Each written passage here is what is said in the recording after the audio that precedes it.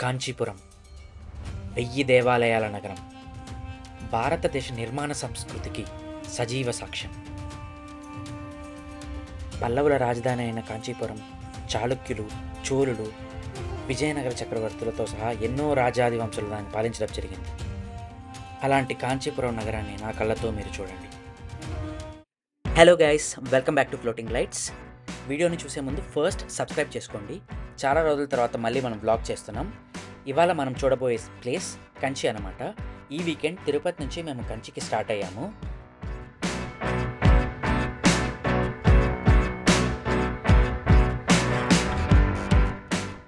First Tirupati bus స్టాండ్కి reach అయ్యామన్నమాట. Tirupati bus stand నుండి కంచికి చాలా బస్సెస్ ఉంటాయి. ఆల్మోస్ట్ ఎవ్రీ హాఫ్ అన్ అవర్కి ఒక బస్సు ఉంటుందన్నమాట. తిరుపతి నుండి కంచికి వెళ్ళడానికి bus charge per person only 135 rupees అన్నమాట. కంచిలో మేము ఉండడానికి ఒక రూమ్ తీసుకున్నాం. మా ప్లాన్ వచ్చేసి 2 days అనమాట కంచికి. సో రూమ్ కాస్ట్ కొద్దిగా ఎక్కువ అయింది, బట్ డీసెంట్గా ఉండింది. 2000 రూపీస్ పడింది మాకు room charges. So food delivery అలాంటివి కూడా రూమ్కే డైరెక్ట్ అవైలబిలిటీ ఉంటుందన్నమాట. రూమ్ డీటెయిల్స్ డిస్క్రిప్షన్లో పెడతాను. సో కంచిలో మేము ఫస్ట్ విజిట్ చేసిన టెంపుల్ చిత్రగుప్తుల వారి టెంపుల్ అనమాట. నార్మల్గా మనం చిత్రగుప్తుల వారి టెంపుల్స్ని జనరల్గా చూడము. So it was kind of a different temple. మన లైఫ్కి సంబంధించిన లెక్కలన్నీ ఈయన రాస్తారు కాబట్టి కొద్దిగా చూసి బాగా లెక్కలు రాయమని చెప్పి ప్రే చేశామన్నమాట. ఈ ఉత్సవ విగ్రహంలో చిత్రగుప్త వారి చేతిలో పెన్ను ఇంకా బుక్ చూడొచ్చు. నెక్స్ట్ విజిట్ చేసిన టెంపుల్ ఉలగానంద పెరుమాళ్ టెంపుల్ అనమాట. ఇక్కడ విష్ణువు వామన రూపంలో మనకు కనిపిస్తారు. బట్ అన్ఫార్చునేట్లీ ఈ టెంపుల్ కన్స్ట్రక్షన్ వలన ఇది మేము చూడలేకపోయాం. యాక్చువల్లీ నేను ఈ టెంపుల్ కోసం చాలా ఎక్సైట్ అయి ఉన్నాను. మీరు వెళ్ళినప్పుడు ఛాన్స్ వస్తే డెఫినెట్గా మిస్ కాకండి.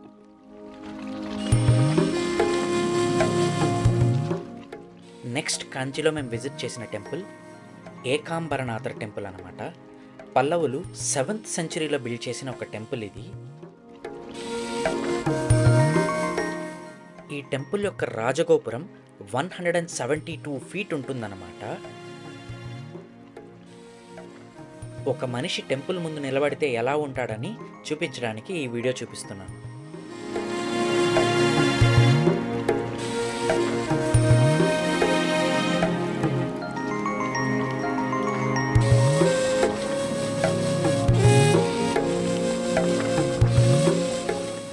ఈ గుడిలో ఉన్నది పృథ్వీలింగం, అంటే మట్టితో చేయబడిందనమాట. పార్వతీదేవి నదీ ప్రవాహంలో కొట్టుకుపోకూడదని శివుణ్ణి మట్టితో చేసి తన చేతులతో కప్పుకొని ఈ దేవుణ్ణి కాపాడారు అని ఇక్కడ ప్రాంతీయులు నమ్ముతారు.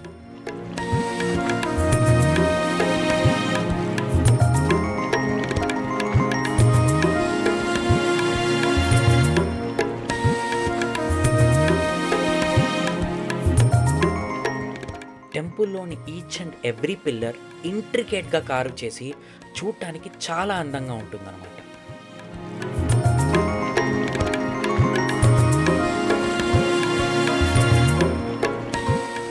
టెంపుల్లోని 1000 కాళ్ళ మండపంలో అలా నడుచుకుంటూ వెళ్తే అదొక తెలియని అనుభూతి కలుగుతుంది.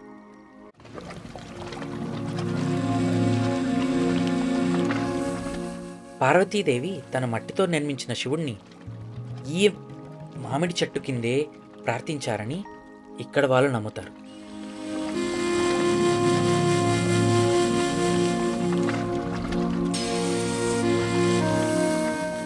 దర్శనం చాలా బాగా అయింది. ఓం నమః శివాయ. నెక్స్ట్ మేము విజిట్ చేసిన టెంపుల్ కైలాసనాథర్ టెంపుల్ అన్నమాట. ఇది కూడా పల్లవులు నిర్మించిన టెంపులే. 8th centuryలో బిల్డ్ చేశారు. ఈ కైలాసనాథర్ టెంపుల్లో ఒక సెరీన్ అండ్ పీస్ఫుల్ వైబ్ ఉంటుంది.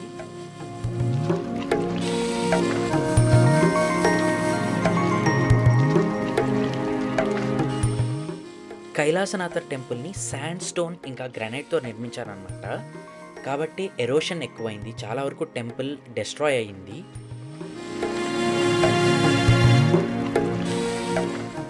టెంపుల్ చాలా వరకు డెస్ట్రాయ్ అయినప్పటికీ ఈ టెంపుల్లోని స్కల్ప్చర్స్ అండ్ కార్వింగ్స్ చాలా ఇంట్రికేట్గా బ్యూటిఫుల్గా ఉంటాయి.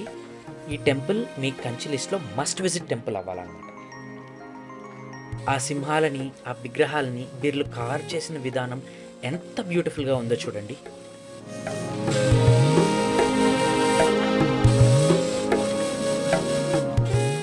ఇప్పుడు కన్‌స్ట్రక్షన్ చేసే బిల్డింగ్స్ ఎంతో బోసిగా, మినిమలిస్టిక్‌గా ఉంటాయి. కానీ ఈ కార్వింగ్స్ చూస్తే ఎంత హ్యాపీగా ఉందో కదండీ! ఆ శివుడు హెయిర్ మీదున్న డీటెయిలింగ్ చూడండి. వావ్! It's amazing.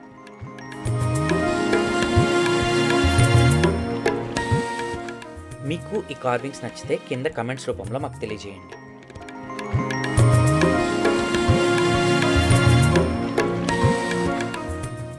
కంచికొస్తే డెఫినెట్‌గా చేయాల్సిన పని చీరలు చుట్టడం. ఈ అక్కని కొద్దిగా చీరలు చూపిమని చెప్పాను. నాకు ఓనామాలు రాదని చూసి నవ్వుతుంది.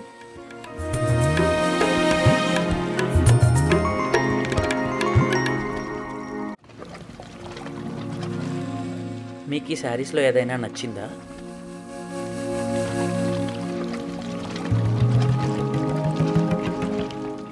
నాకైతే ఇది నచ్చింది. మా అమ్మకి ఈ శారీ కొన్నాను.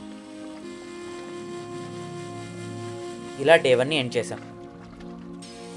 డే 2లో కంచి మమ్మల్ని ఎలా సర్ప్రైజ్ చేస్తుందో ప్లెజెంట్‌గా వెయిట్ చేసాం. ఫస్ట్ మేము వెళ్ళిన టెంపుల్ అత్తి వరదరాజస్వామి టెంపుల్. 108 దివ్య దేశాల్లో ఈ టెంపుల్ ఒకటి. టెంపుల్ గోపురం హైట్ ఒక్కటే 130 ఫీట్ ఉంటుంది. ఈ టెంపుల్లో ఎన్నో విశేషాలున్నాయి. ఒక్కొక్కటిగా చూద్దాం. అత్తి వరదరాజ్ టెంపుల్ని చోళా కింగ్ అయిన రాజరాజ 1000 ADలో నిర్మించాడు. వైష్ణవులకు ఎంతో ముఖ్యమైన 108 దివ్య దేశాల్లో ఈ టెంపుల్ ఒకటన్నమాట.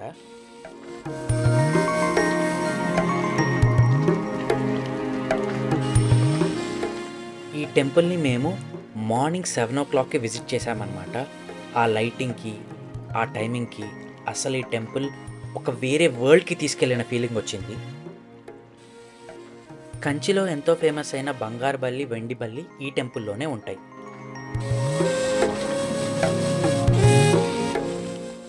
దర్శనానికి వెళ్తుంటే ఒక అందమైన చిలక మమ్మల్ని పలకరించింది.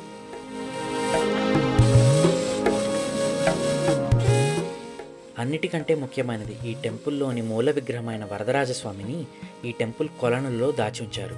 40 ఏళ్ళకొక్కసారి ఈయనని బయటకు తీసుకొస్తారనమాట. మొఘల్ ఇన్వేషన్స్ నుండి కాపాడడానికి ఇలా చేశారు. అదే ఇప్పుడు అలవాటుగా మారిపోయింది. మొఘల్ రాజుల నుండి మన రాజ్యాలని, మన దేవుళ్ళని, మన సంస్కృతిని కాపాడడానికి ఎంతో కష్టపడ్డారు. ఈ కొలనులోని ఆ వరదరాజస్వామి ఉంటాడు. ఈ టెంపుల్ని విజిట్ చేసి వచ్చిన 10 days తర్వాత కూడా ఈ విజువల్స్ అలానే నా మైండ్లో ఉన్నాయి.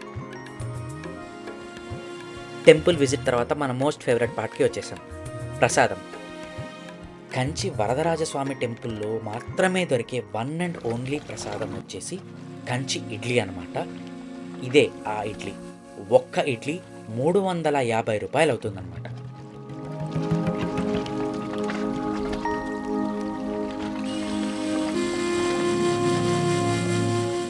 టేస్ట్ అద్భుత.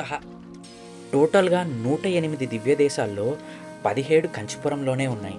అన్నీ మేము చూడలేకపోయాం. నెక్స్ట్ మేము విజిట్ చేసిన temple Shri సొన్నవన్నం సెయిద Perumal temple.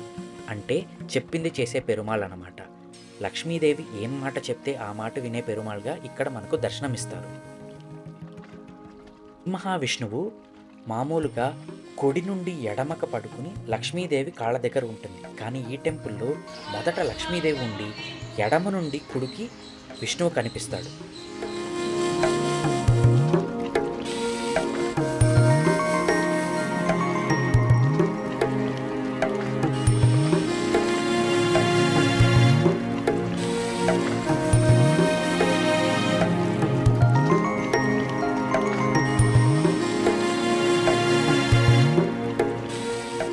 Next మేము విజిట్ చేసిన టెంపుల్ సుబ్రహ్మణ్య స్వామి టెంపుల్ అన్నమాట. ఇది పాత టెంపుల్ ఏం కాదు, కొత్తగా కన్స్ట్రక్ట్ చేసిందే. కానీ చూడడానికి చాలా బ్యూటిఫుల్గా ఉంటుంది. సుబ్రహ్మణ్య స్వామి చూడడానికి చాలా అందంగా ఉంటాడు.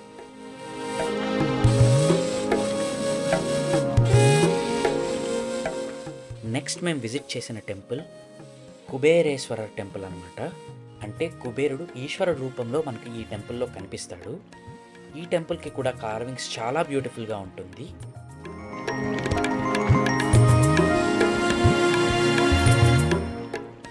కంచిలోని అన్ని టెంపుల్స్ ఫస్ట్ చూసేసి కంచి కామాక్షి టెంపుల్ని లాస్ట్కి మేము ఉంచాము.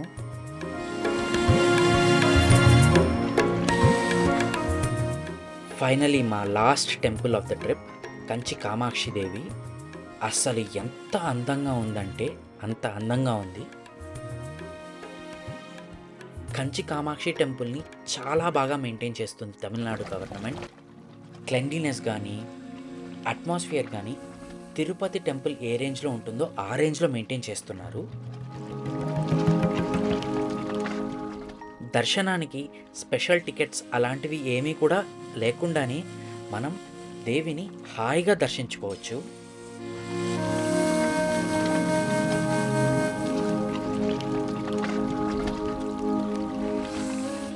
కంచి కామాక్షిని, మధుర మీనాక్షిని చూసేసాం మేము. ఇంకా కాశీ విశాలాక్షి ఒకటే పెండింగ్ ఉంది. అసలు ఈ కంచి టెంపుల్ విజిట్స్ నన్ను ఒక 500 ఇయర్స్ బ్యాక్కి తీసుకెళ్ళిపోయింది. ఒక డిఫరెంట్ వరల్డ్కి వెళ్ళిన ఫీలింగ్ వచ్చింది. చాలా కామ్ అయిపోయాను.